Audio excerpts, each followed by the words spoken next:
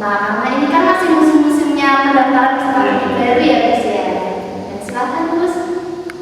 Oh, yang buat sendiri itu adalah torekoh untuk cara bagaimana kita bisa membaca Al-Quran dengan baik dan benar.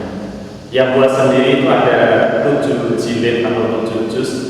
Jilid pertama pemula, yaitu pengenalan Al-Hijaiyah, kemudian dilanjutkan jilid kedua, ketiga, sampai ke 7 itu materi pemula semuanya. Intinya yang buat sendiri itu bagaimana caranya kita bisa membaca Al-Quran dengan baik dan benar.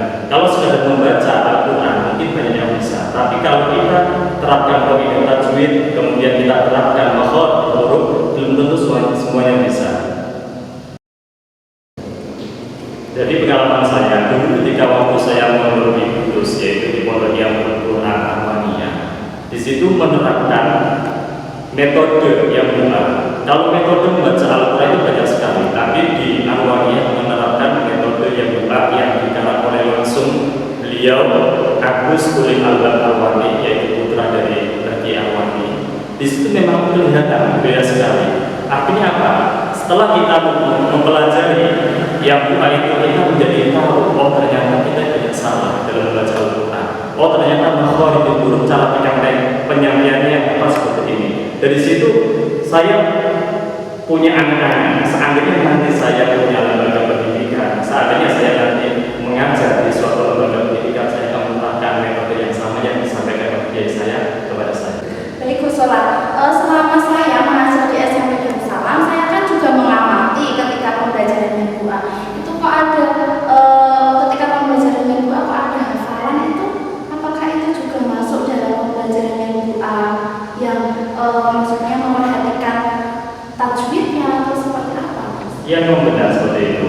Jadi intinya yang buat sendiri nanti mulai dari jilid 1 sampai jilid 7. Untuk jilid 8 dan selanjutnya itu tambahan. Memang ada materi hafalan, ada bagian masalah fikih, caranya sholat seperti apa, doa seperti apa, ada hadis-hadis pendek. Di situ memperkuat kita, selain kita dibalik untuk caranya benar dalam membaca Al-Quran, tapi kita benar-benar diperhatikan dalam sholatnya. Oh, berarti selain diajari untuk membaca Al-Quran sesuai dengan tajwidnya, juga diajari tentang hafalan seperti itu. Iya, benar sekali. Baik anak-anak, itu tadi mengenai pembelajaran yang buka. Nah, sekarang pada segmen yang kedua ini masuk pada penyampaian materi oleh narasumber kita, yaitu Gus Solah Muqaddam Al-Hafid, dengan tema menjadikan santri Darussalam yang cinta Al-Quran dan meneladani akhlak Rasulullah SAW.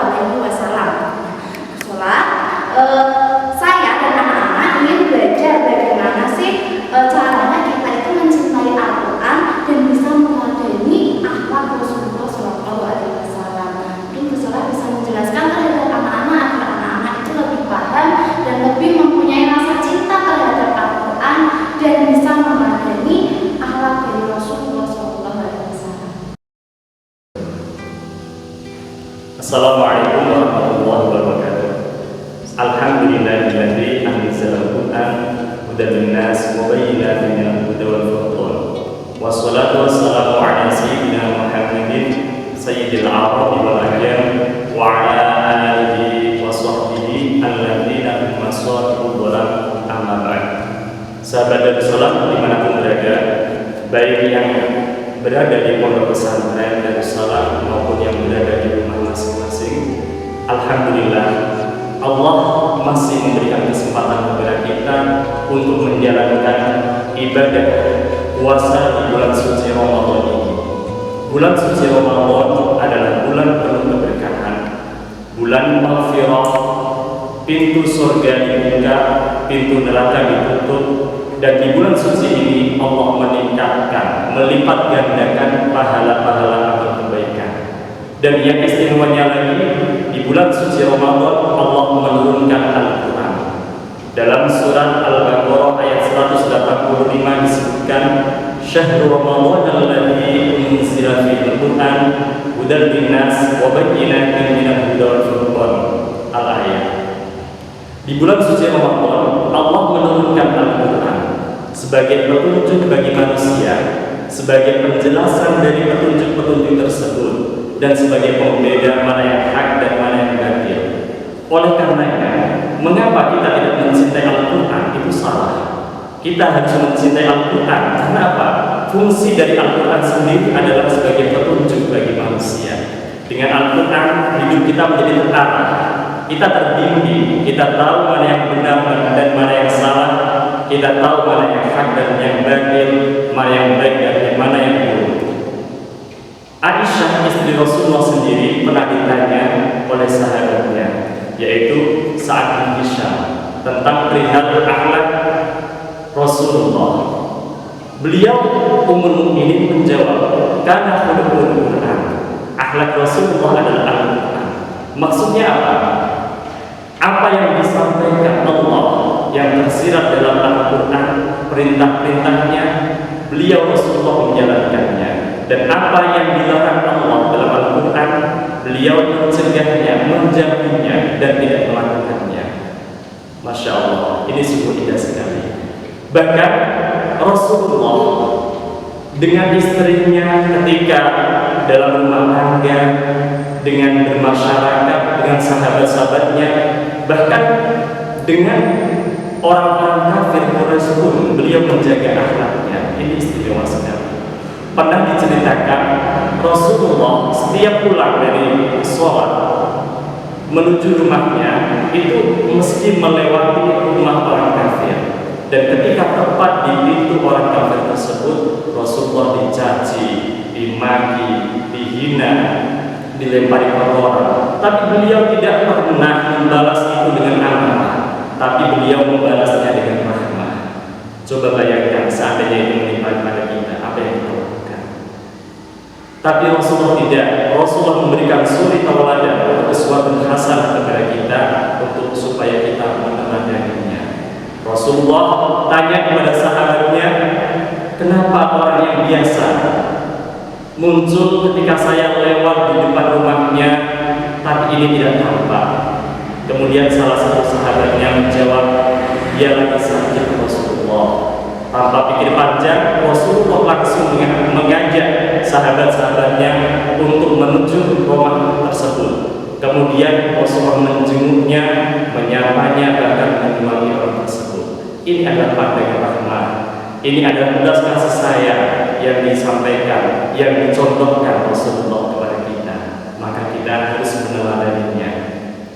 Pernah suatu ketika Rasulullah berjalan di suatu pasar, berpapasan dengan orang Badui, dan Rasulullah tidak mengenalnya. Sang Badui itu dikatakan adalah orang desa. Ini langsung menarik selendang Rasulullah atau pakaian Rasulullah dengan kerasnya sampai membekas di kulit pinggangnya Rasulullah. Badui menyapa Rasulullah dengan kasar, wahai Muhammad, berikan saya hartamu yang telah diberikan oleh Tuhanmu. Tanpa pikir panjang, Rasulullah memberikan langsung, memerintahkan sahabatnya untuk memberikan. Ini adalah suatu hal yang luar biasa. Tidak heran oleh kafir Quraisy dijuluki dengan Al-Amin. Rasulullah mendapatkan julukan Al-Amin karena melekat dalam pribadi Rasulullah 4 sifat yang terpuji, yaitu Siddiq, amanah, tabligh, fatonah, dan ini sungguh luar biasa. Firman Allah dalam surat Al-Imran disebutkan, "Qul in kuntum tuhibbunallaha fattabi'uni yuhibbukumullah wa yaghfir lakum dzunubakum." Allah berfirman, katakanlah wahai Muhammad kepada umat-umatmu, jika kalian semuanya mencintai Allah, maka ikutilah saya. Niscaya Allah mencintai kalian dan Allah mengampuni dosa-dosa kalian. Jadi kalau kita mengatakan cinta kepada Allah, maka kita harus cinta kepada Rasul dan mengikuti apa yang dilakukan oleh Rasulullah. Termasuknya adalah mencintai Al-Quran, karena Rasulullah sangat cinta Al-Quran. Bahkan diriwayatkan setiap Ramadan Allah memerintahkan Jibril ke bumi untuk menyimak bacaan Al-Quran Rasulullah secara utuh 30 juz, dan ini bisa sampai 80 kali, dan ini sangat luar biasa. Begitu kurang lebihnya. Ya, terima kasih Bu Solah sudah memberikan tausiahnya terhadap sahabat Darussalam. Ya, sahabat Darussalam, itu tadi tausiah yang diberikan oleh Gus Solah Muqaddam Al-Hafidh mengenai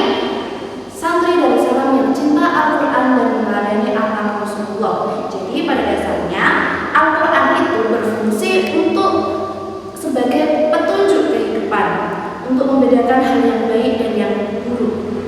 Kemudian sifat yang harus diteladani dari Rasulullah itu ada 4. Ada sidik, amanah, fatonah, dan tabligh. Terima kasih atas materi atau tausiahnya yang diberikan kepada saya dan juga anak-anak. Tapi Bu Shola, di sini saya menemukan hal yang menarik untuk kita gali lebih dalam lagi, yaitu mengenai problematika yang seringkali kita temui ketika di sekolah.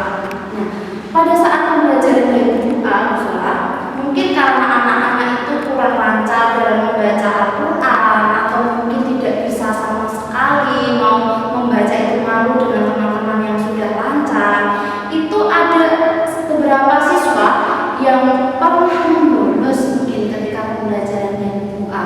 Nah, itu kira-kira seperti apa solusinya untuk agar anak-anak itu tetap semangat agar tidak membolos ketika pembelajaran? Ya, saya kira itu karena mereka tidak mengenal apa itu pentingnya belajar Al-Quran. Tak kenal maka tak sayang, istilahnya seperti itu. Jadi mereka belum mengenal itu jauh, makanya mereka merasa malu ketika dihadapkan dengan gurunya, dia merasa berkata-kata. Padahal intinya pada dasarnya ketika kita belajar agama, ilmu agama itu kan sudah ada yang secara jelas. Thalabul ilmi fardhun 'ala kulli muslimin wa muslimatin. Mencari ilmu agama atau thalabul ilmi itu hukumnya fardhu ain, yang pada setiap individu itu wajib ketika dia itu mempunyai akal, Islam, kemudian balik, mukallaf istilahnya, itu wajib hukumnya. Dan membaca Al-Quran, mempelajari Al-Quran itu adalah ilmu agama, ini hukumnya wajib. Masalah bisa atau tidak bisa itu urusan belakang. Yang penting kita melatih dulu, kita belajar dulu dari awal, sama-sama mengenal. Gurunya juga mau belajar kepada anaknya, anaknya juga belajar kepada gurunya, saling mengenal dulu lah. Istilahnya seperti itu. Nanti dengan tambahnya pertemuan, tambahnya waktu, akan bisa dengan dirinya sendiri. Seperti itu. Istilahnya al-ajru biqadri pahala atau upah itu tergantung dari kesulitan kita. Semakin anak itu sulit tapi dia sabar, telaten, gurunya juga sabar, telaten, akan bisa. Kunci dari pendidikan sendiri itu kan terletak dari 3. Yang pertama adalah gurunya, yang kedua adalah anaknya, peserta didiknya, kemudian orang tuanya. Ini 3 orang ini kalau berkolaborasi dengan baik, insya Allah akan mengantarkan anak tersebut menuju kesuksesan. Jadi kalau gurunya telaten menghadapi anak-anaknya bisa sabar, bisa memberikan motivasi yang baik, menyampaikannya juga baik, anak akan terbuka, akan semangat seperti itu. Juga anaknya harus sabar dengan kenyataan yang dialami. Maksudnya gini, kalau dia mengatakan memang sulit, terbata-bata, lalu rasa malu, hilangkan rasa malunya dulu, hilangkan rasa malunya dulu. Istilahnya dengan ketelatenan para guru seperti tadi menyampaikan, anak harus menyambutnya dengan baik pula.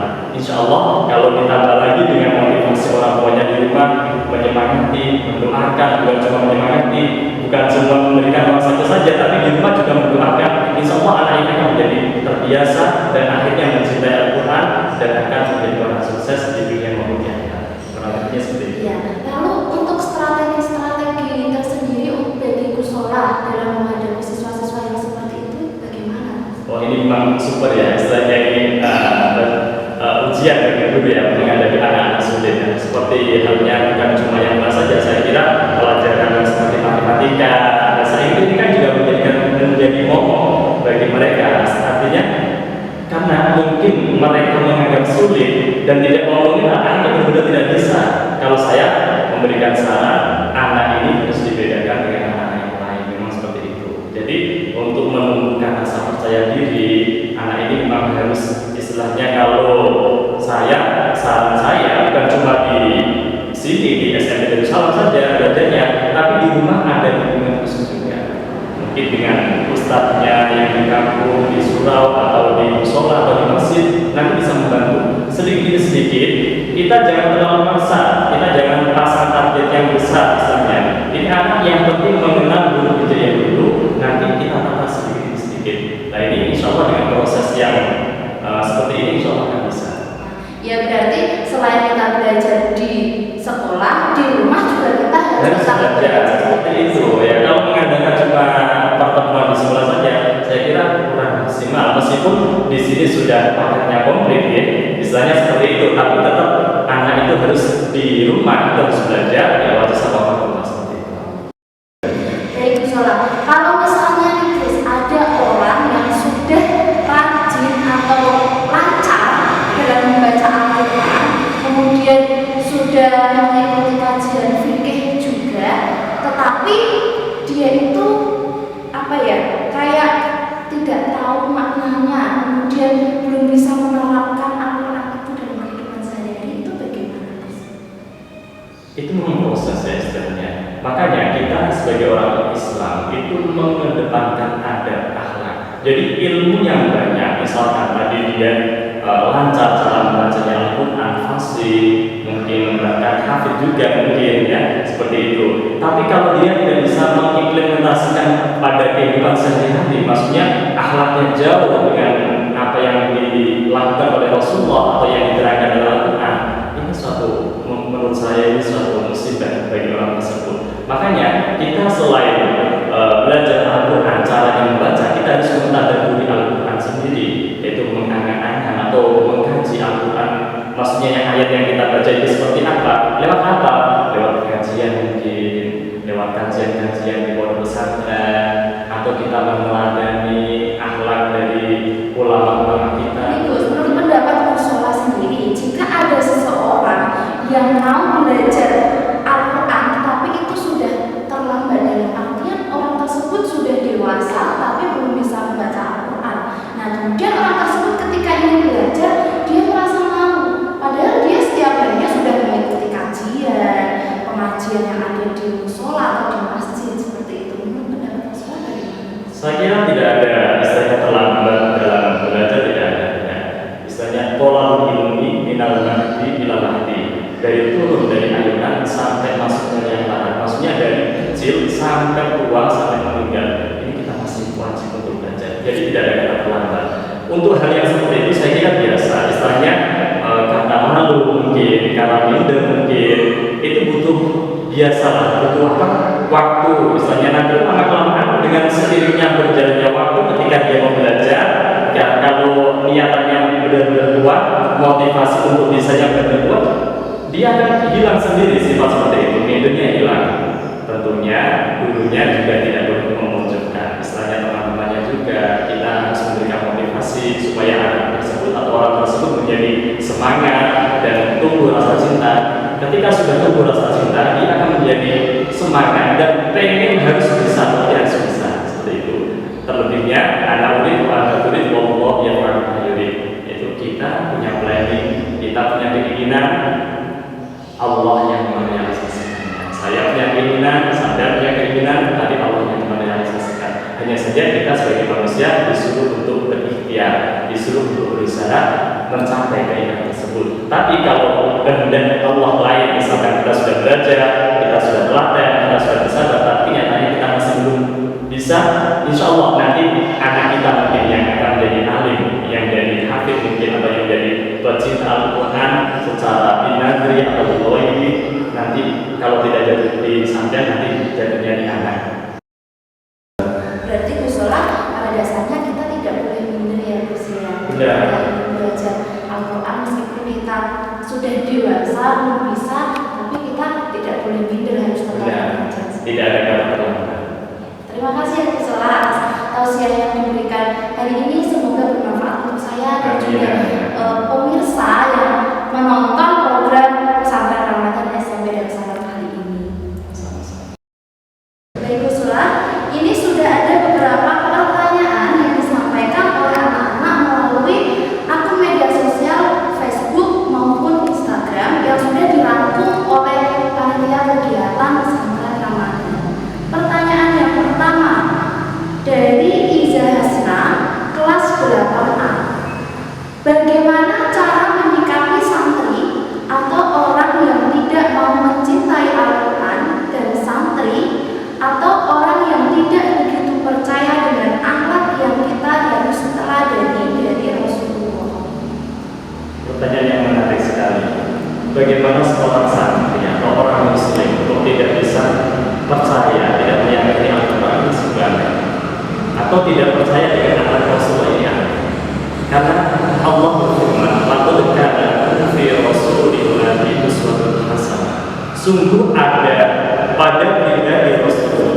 bagimu teladan yang baik.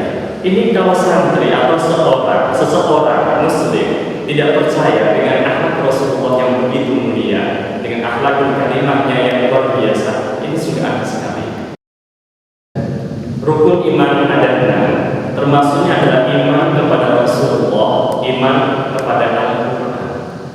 Kalau kita iman dan kita percaya kepada Rasulullah, jadi apa yang disampaikan Rasulullah, apa yang diperbuat Rasulullah, dan apa yang menjadi tindakan Rasulullah, ketetapan Rasulullah, ini mesti hak, ini mesti benar. Sahabat Rasulullah yaitu Anas bin Malik, yaitu yang mengikuti Rasulullah selama 10 tahun di rumahnya Rasulullah ketika perjalanan. Beliau tidak pernah melihat sifat buruk Rasulullah sama sekali. Baik, anak-anak, kalau anak-anak menanyakan tentang akhlak Rasulullah apa saja yang patut anak-anak teladani, itu semuanya, karena pada dasarnya akhlak yang dicontohkan oleh Rasulullah itu merupakan akhlak yang baik. Karena Rasulullah itu seringkali mencontohkan kepada sahabat-sahabatnya akhlak yang baik. Seperti itu anak-anak. Nah, untuk pertanyaan selanjutnya Bu Sola dari Anjani kelas 9A. Nah, ini sangat menarik menurut saya Bu Sola, karena ini berkaitan dengan santri dan salah, lebih spesifik ini Bu. Bagaimana caranya agar santri dan salah selalu mencintai Al-Quran? Baik, bagus sekali pertanyaannya. Bagaimana caranya santri Darussalam mencintai Al-Quran? Ya, kalau kita mengenal istilahnya orang Jawa kan bikin resto jalan samping kulino, karena terbiasa, karena mau belajar, mau membaca Al-Quran, lama-kelamaan akan menjadi cinta kepada Al-Quran. Memang ini pertama kali memang sulit. Kita harus belajar dari nol, caranya mengenal budaya seperti apa, caranya belajar membaca makhraj huruf yang benar seperti apa. Ini memang sulit pertama kali. Tapi kalau memang diterapkan dari awal dari sejak dini, ini akan menjadi terbiasa dan akan menjadi bisa dan akan mencintai Al-Quran. Seperti yang dikatakan al-adat ila rizal sor, kebiasaan kalau dilakukan terus-menerus akan membuat orang tersebut menjadi kebiasaannya menjadi suatu karakter. Dan ketika menjadi karakter, kita tidak membaca Al-Quran dalam sehari, maka merasa rindu, merasa bersalah. Kenapa sesuatu yang kita cintai kita tidak baca, kita tidak sebut pada hari ini, seperti itu. Jadi kalau kita ingin mencintai Al-Quran, maka kita harus belajar. Disampaikan oleh Nabi, khairukum man ta'allama Al-Quran wa 'allamahu. Sebaik-baiknya kalian adalah orang yang mau belajar Al-Quran kemudian mau mengamalkan. Ini jelas sekali. Kalau kita mau belajar kemudian mau mengamalkan, kita mendapatkan predikat sebagai orang yang paling baik di muka bumi ini. Dan ini menjadikan kita termotivasi untuk terus belajar Al-Quran, kemudian mengamalkan dan senantiasa menghiasi hari-hari kita, hati kita, rumah kita dengan baca Al-Quran. Insya Allah ini akan menjadi motivasi tersendiri buat kita untuk lebih mencintai Al-Quran.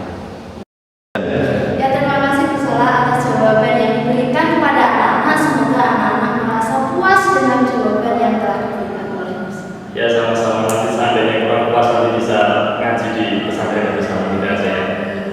Ya, itu tadi anak-anak jawaban dari pertanyaan yang kalian tuliskan pada sosial media SMP Darussalam baik Facebook maupun Instagram. Baik anak-anak semuanya, kita masuk pada segmen yang berikutnya, yaitu pemberian pertanyaan dari narasumber. Jadi pertanyaan ini nanti langsung akan diberikan oleh narasumber kita, yaitu Gus Solah Muqaddam Al-Hafidh, yang nantinya anak-anak akan menjawab melalui alamat yang ada di bawah ini.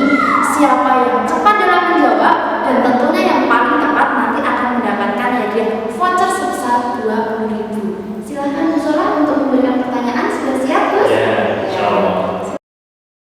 Sebenarnya ini yang menjadi pikiran saya. Istilahnya saya bukan mondoknya di pondok tahfidz, pondok khusus menghafalkan Al-Quran. Saya ingin tahu anak-anak itu apakah ada yang berminat untuk menghafalkan Al-Quran dengan materi yang saya sampaikan tadi. Apakah ada dari anak-anak SMP Darussalam yang berminat, yang ingin menghafalkan Al-Quran?